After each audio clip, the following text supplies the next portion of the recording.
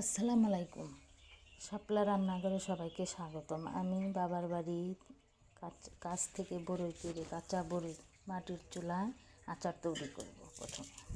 প্রথমে ভালোভাবে বড়িগুলো পরিষ্কার করে ওয়াশ করে নিয়েছি। তারপরে পাতিলে একটু ঢাকনা দিয়ে ঢেকে দিয়েছি। দেখুন কী সুন্দর সেদ্ধ হয়ে গেছে, একদম পারফেক্ট হয়ে গেছে।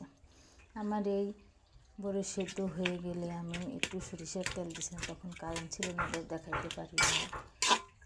কয়েকটা রসুন দিয়েছি, আর আমি একটা স্পেশাল মশলা বানাচ্ছিলাম পাঁচফোড়ন দিয়ে, সেটা দিয়েছি।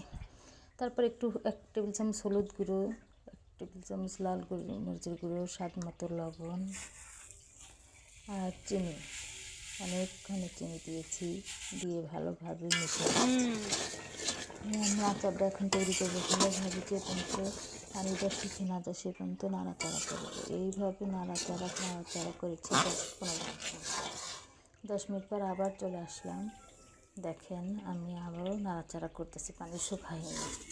তারপর আমার মা দোকান থেকে সরিষার তেল নিয়ে আসলো, তারপর আমি সরিষার তেলটা দিয়ে দিলাম।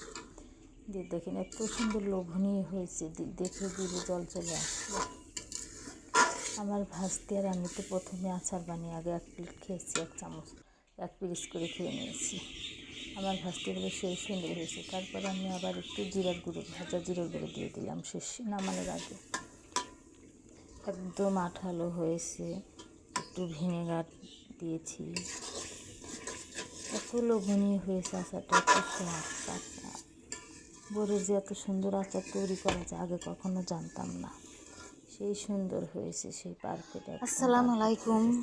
শাপলা রান্নাঘরে সবাইকে স্বাগতম। আজ আমি আচার যে আপনারা একবার বাসায় ট্রাই করবেন। আমার রেসিপিটা যদি ভালো লাগে বড়ই পেড়ে বড়ই দিয়ে এখন আচার কি সুন্দর সুস্বাদু হয়েছে, কি সুন্দর কালার এসেছে। কে কেমন করে বড়ই মাটির চুলায় পছন্দ করেন কমেন্টে জানাবেন। ইউটিউব অনলাইনে এসেছি। দেখেন আমার আচারটা কি সুন্দর হয়েছে। সবাই একটু সাপোর্ট করবেন, তবে আমি উঠতে পারবো। রেসিপিটা ভালো লাগলে চ্যানেলটি সাবস্ক্রাইব করবেন। আসসালামু আলাইকুম। দেখেন কি লোভনীয় হয়েছে, একদম পারফেক্ট লোভনীয় হয়েছে, সেই মজা, দুর্দান্ত মজা, জব্বর মজা হয়েছে। আমার ভাস্তি দেখেন খাচ্ছে, কি মজা হয়েছে। খাদিজা আচার কেমন হয়েছে? ছোট মানুষ অনেক খেয়েছে, মজা হয়েছে।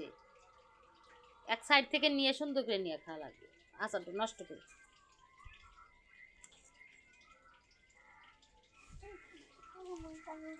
কাঁচা বড়ির আচার যে এত মজা হয় আগে কখনো জানতাম না, সেই মজা। দুষ্টামি করলাম ওর সাথে।